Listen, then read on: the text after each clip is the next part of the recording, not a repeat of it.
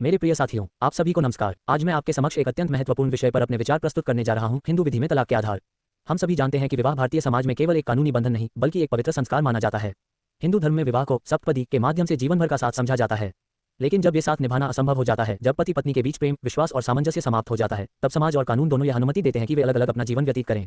यही प्रक्रिया तलाक कहलाती है। हिंदू विवाह अधिनियम 1955 में तलाक के लिए कुछ कानूनी आधार लीगल ग्राउंड्स निर्धारित किए गए हैं।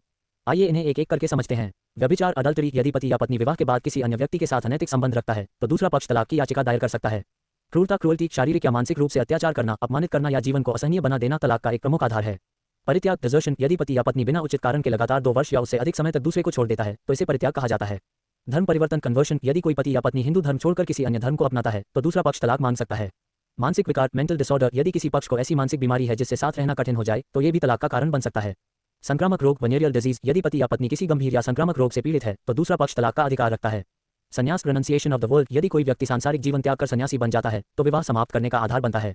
जीवित न होने की संभावना, प्रिजम्पशन ऑफ डेथ, यदि कोई व्यक्ति 7 वर्षों तक जीवित न दिखाई दे तो अदालत उसे मृत मान सकती है और दूसरा पक्ष पुनः विवाह करने या तलाक लेने के लिए स्वतंत्र होता है।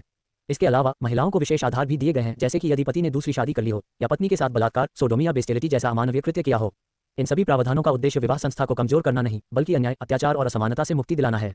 तलाक को अंतिम उपाय माना गया है जब सभी प्रयास असफल हो जाएं। अंत में मैं यही कहना चाहूंगा कि विवाह एक पवित्र बंधन है जिसे निभाने की जिम्मेदारी दोनों पक्षों की होती है। लेकिन जब ये बंधन पीड़ा का कारण बन जाए तब कानून हमें सम्मानपूर्वक अलग होने का अधिकार देता है और यही हिंदू विधि में तलाक की आत्मा है। धन्यवाद।